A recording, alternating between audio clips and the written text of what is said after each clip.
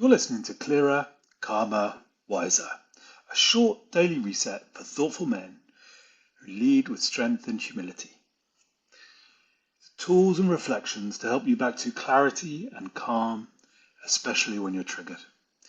Maybe a manager undermined you, or a conversation doesn't go your way, or your kids are just, too much at the end of a long day when you're tired and stressed. I'm Ben, and everything I share here comes from LeanMind, which is a set of simple, grounded tools to help you shift your state fast so that you can think clearly, act calmly, and lead wisely.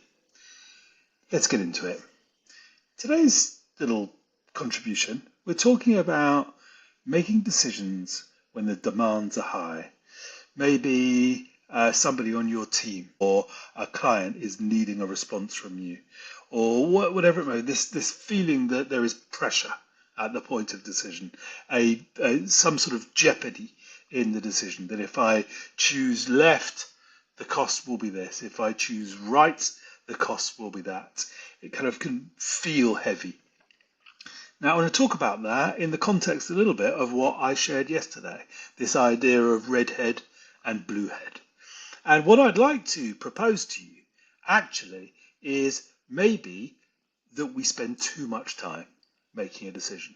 Maybe a lot of the story that we tell ourselves around our decision-making ability or otherwise is just that, a story. And maybe that's the wrong way to think about it. I'll come back to that. So yesterday I was sharing this idea of redhead and bluehead and finding a middle way between our sort of impulsive, compulsive, emotionally driven, quite fearful redhead, which is keen to act, keen to move, keen to sort of really remove discomfort. That leads to quite impulsive actions. It leads to quite sort of impulsive decisions. By contrast, in comparison, our blue head is the stuff of calm. It is the stuff of consideration.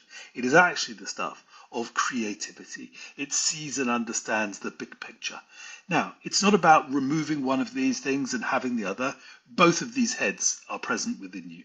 Both of these ways are within, and this plays out at a subconscious level around which you have very little control unless you bring some intentional awareness, some intentional practice to it. And that's a lot of what the tools at LeanMind are about helping you find, in the Buddha's words, the middle way between these red heads and the blue heads, allowing you to fuse the two together, to enjoy the best of both worlds, to bring clarity and insight to your decision making and your creativity, whilst not losing the ability to act, the ability to move, the energy that comes with that.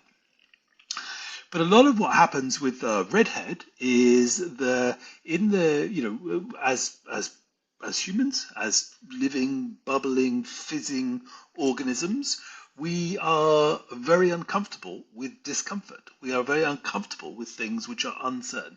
And uncertainty breeds a discomfort in us. It breeds an uneasiness, a dis-ease.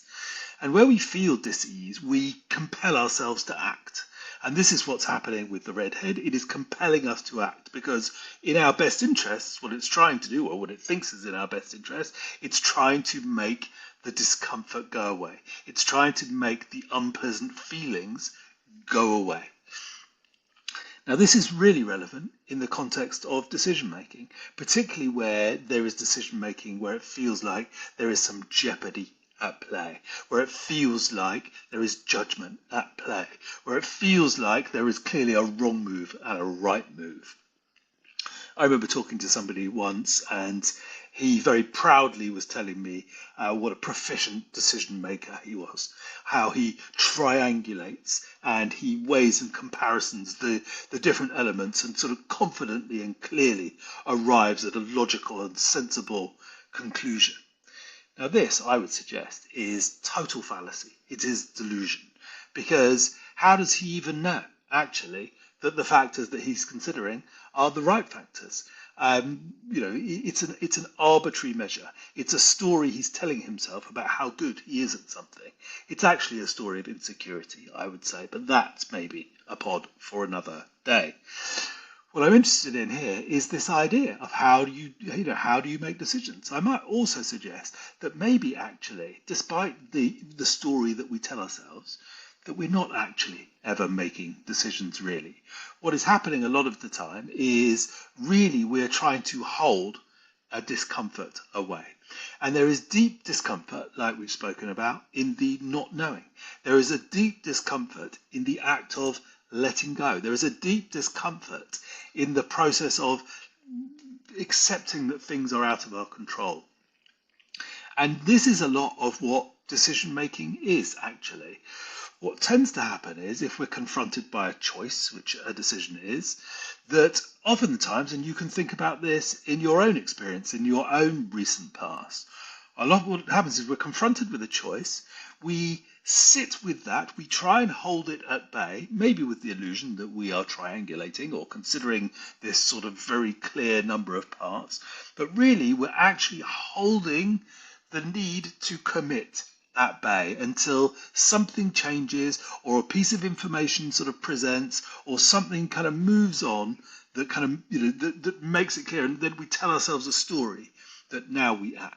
But if you think about your own experience, like I said, looking back, what you might find, and I see this in my own too, is if when we're confronted with a choice, we hold that discomfort at bay until something out of our control from depths within us changes and or presents, and something sort of just naturally moves us one way or another.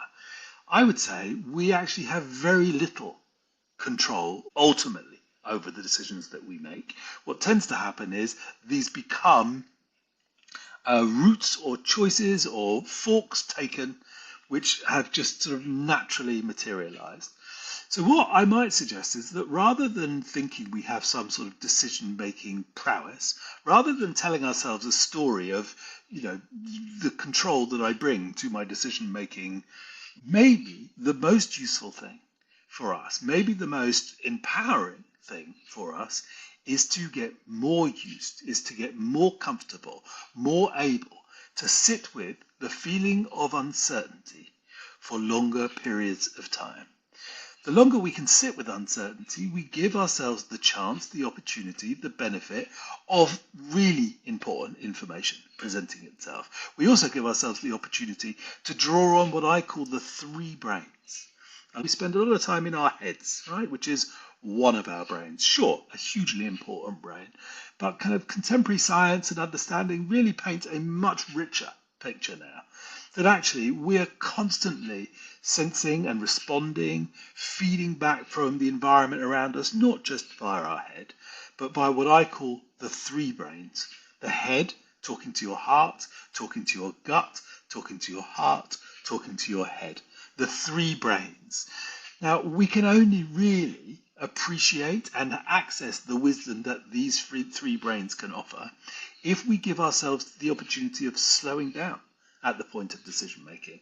And we can only do that if we can practice the art of sitting with discomfort for ever slightly longer periods of time. And so that's my invitation to you to practice today sitting with discomfort, sitting with dis-ease. Feel the feeling of it. So, maybe a simple way to do this, you can also do this kind of reflectively.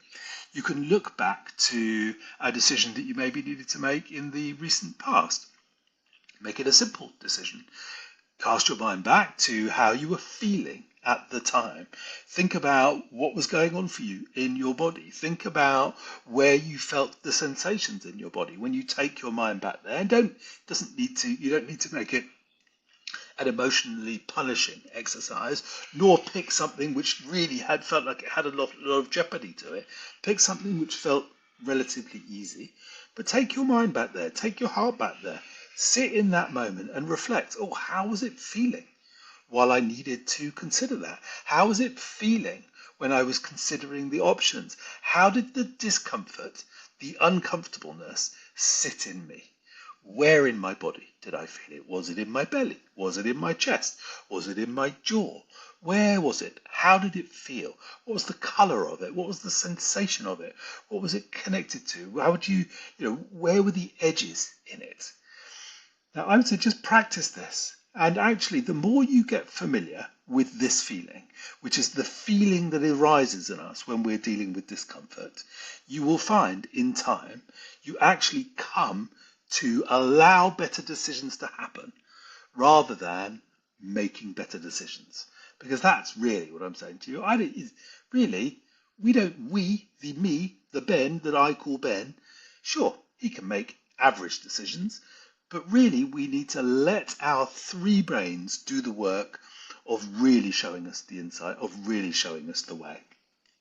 So like I said, my invitation to you is just to practice this for a flat back so that you can start to grow the resources, the wherewithal, that when you are needing to deal with the next critical decision to make, actually you give yourself the opportunity, the ability to sit with discomfort for slightly longer, because in sitting with that discomfort for slightly longer, you will bring the wisdom of your three brains to bear on the complicated problem.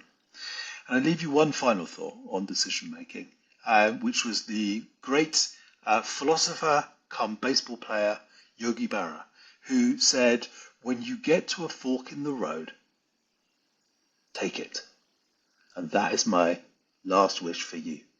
I hope you find this useful. If you do, of course, please like it, please share it, and please follow this podcast. Until next time, please feel free to check out LeanMind, where all of the tools and everything that we talk about in here are available at www.leanmindway.com. You'll find everything that you need there. It would be great to have you along on the journey. Until next time, thank you and good night.